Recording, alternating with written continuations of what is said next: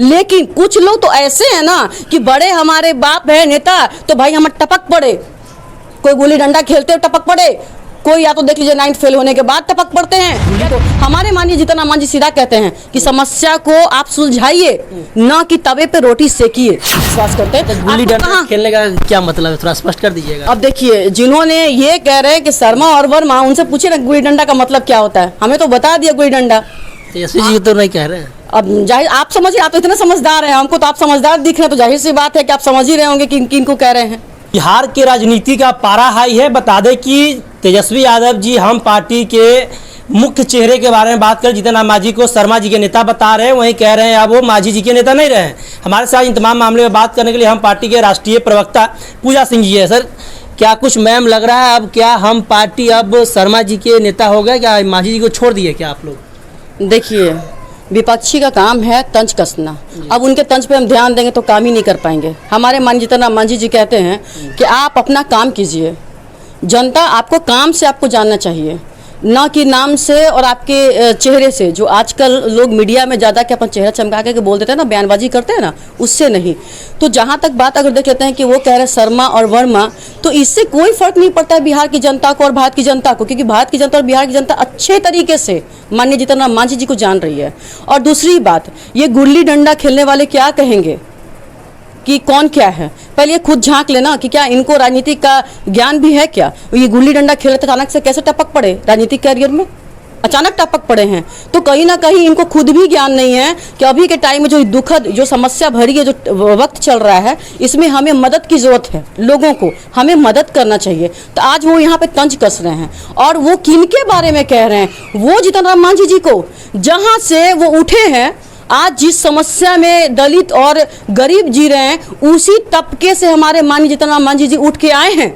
तो क्या उन्हें बताने की जरूरत है कि वो दलित और गरीब किस दुख से जीते हैं और कैसे उनकी समस्या है, कैसी रही है? अभी तक लगभग इस घटना का लगभग आज सप्ताह से ज़्यादा समय होते जा रहा है, लेकिन अभी तक मांझी जी फिर वहाँ पहुँचे क्यों नहीं? आप कह रहे हैं कि मांझी जी के जब आप नेता ही हैं तो अभी तक फिर पहुँचे क्यों नहीं, सो बताइए। देखिए, अगर बात पहुंचने की बात कर रहे हैं, समस्या में तो आप लोग पहुंचे नहीं। समस्या में पहुंच करके अगर हम अपना शकल झलकाएं वो ज्यादा बेहतर है, या हम कार्रवाई पे ध्यान दें। अगर हमारी कार्रवाई चल रही है वहां पे, जो भी अभी देखिए कार्रवाई होने के कारण तो 10 लोग गिरफ्तार हुए ना। अगर हम कार्रवाई नहीं करते और वो अभी मीडिया पे रोटी सेक रहे होते तो क्या ये चल पाता? लेकिन वो हम लोग की वजह से जी नहीं, हर एक जो डीजीपी हो गए या एसपी हो गए, टोटल जितने भी सरकारी कर्मचारी, टोटल लोगों से वो कंटिन्यू खुद बात कर रहे हैं और वो खुद लगे हुए हैं और इसकी जांच पड़ताल हो रही है। और यहाँ तक कि हमारे माननीय जीतन राम मांझी जी का कहना है कि गरीबों के लिए जो भी मुआवजा बन पड़ेगा हम सरकार से मांगेंगे, हम लोग मदद करेंगे और हर एक चीज़ में खड़े हैं। और जाहिर सी बात है, माननीय जीतन राम मांझी जी आज अगर हैं और कह रहे हैं, आप इस बात पर सवाल उठा रहे हैं, तो जितनी भी कार्यकर्ता है सबके सब वहाँ डेरा डाले हुए हैं और सबके साथ उनके साथ खड़े हैं जिनके घर जल गए हैं। तो जिनके घर जले हैं उनकी दुखद जो समस्या है वो मांझी जी से बेहतर कोई समझ नहीं सकता, कोई जान नहीं सकता, क्योंकि उसी घर से आए, ना कि वो बड़े राजनीतिक नेता के बेटे रहे। जिस घर से आए उसी घर को भूल गए, ऐसा ही तो आरोप, बिल्कुल आरोप तो यही लग रहा है ना, जिस घर से आए उसी घर को भूल गए। कैसे कह दिए आप? जिस दिन अभी तक नजर नहीं आया, जिस दिन से राजनीतिक कैरियर में हमारे मांझी जी ने कदम रखा है, तभी से पिछड़ों के लिए, गरीबों के लिए आवाज उठाते आए हैं। और वही गरीब, वही पिछड़े लोग आज अपना मसीहा मानते हैं माननीय जीतन राम मांझी जी को। आप ये कैसे कह देंगे? अगर कोई थोड़ा आगे पीछे लेट पहुंचे इसका मतलब ये नहीं है, लेकिन मतलब मसला ये होता है कि वो कितना समर्थन करे, वो कितना हमारे साथ खड़े हैं, उनके लोग कितने हमारे साथ खड़े हैं। हमारी हम पार्टी की जितने कार्यकर्ता हैं सबके सब वहाँ तैनात हैं, सबके सब। एक आरोप और लग रहा है कि परिवारवाद से अगर उनको छुट्टी मिलेगा तब ना अपने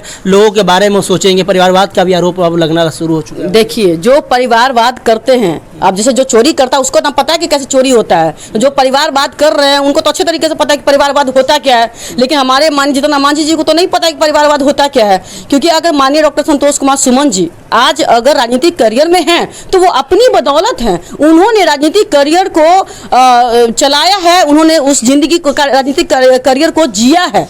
जनता के लोग, जनता के बीच में गए हैं, जनता की समस्याओं को सुलझाए। कम से कम उन्होंने 8-10 साल उस जिंदगी को जिया है, उससे ज़्यादा ही, और तब जाकर के वो राजनीतिक करियर में आए हैं। लेकिन कुछ लोग तो ऐसे हैं ना कि बड़े हमारे बाप है नेता तो भाई हम टपक पड़े, कोई गुल्ली डंडा खेलते हुए टपक पड़े, कोई या तो देख लीजिए 9th फेल होने के बाद टपक पड़ते हैं, गुल्ली या तो डंडा कुछ- किसी ने कुछ करा ही नहीं और राजनीतिक में आ गए। वो क्या समझेंगे समस्याओं को। हमारे माननीय जीतन राम मांझी सीधा कहते हैं कि समस्या को आप सुलझाइए, न कि तवे पे रोटी सेकिए। वो हमेशा कहते हैं काम जो होता है ना, काम में विश्वास कीजिए। हम लोग काम में विश्वास करते हैं। गुल्ली आपको डंडा कहाँ- खेलने का क्या मतलब है, थोड़ा स्पष्ट कर दीजिएगा। अब देखिए, जिन्होंने ये कह रहे हैं कि शर्मा और वर्मा, उनसे पूछिए ना गुल्ली डंडा का मतलब क्या होता है। हमें तो बता दिया गुल्ली डंडा।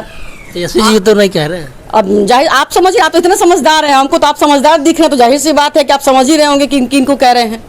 आप ज्यादा बेहतर समझदार हैं, आपको पता है कि नहीं किनको आप कह रहे हैं। स्पष्ट कर दीजिए। अरे स्पष्ट क्या कहना है, जो गुल्ली डंडा खेल रहे हैं वो सुनेंगे तो खुद कहेंगे कि हाँ हम गुल्ली डंडा खेलते थे, वो खुद समझ जाएंगे। और आप तो समझदार मतलब हैं। आप तीर चला दिए, अब जिनको लगेगा वो अपने आप उनको एहसास हो जाएगा। जी, जो गुल्ली डंडा खेल रहे थे वो समझ जाएंगे कि हम किनको कहा गया है, और उनको समझाने की जरूरत नहीं है। और गुल्ली डंडा वाले को थोड़ा सा ये भी कह दे कि थोड़ा जो है ना, वो मीडिया पे जो रोटी सेकते हैं ना, उनको थोड़ा कम करके और जनता के बीच में जाकर के अगर उनके सहयोग करेंगे ना तो ज़्यादा अच्छा होगा। जनता के बीच में ही तो पिछले कई दिनों से है।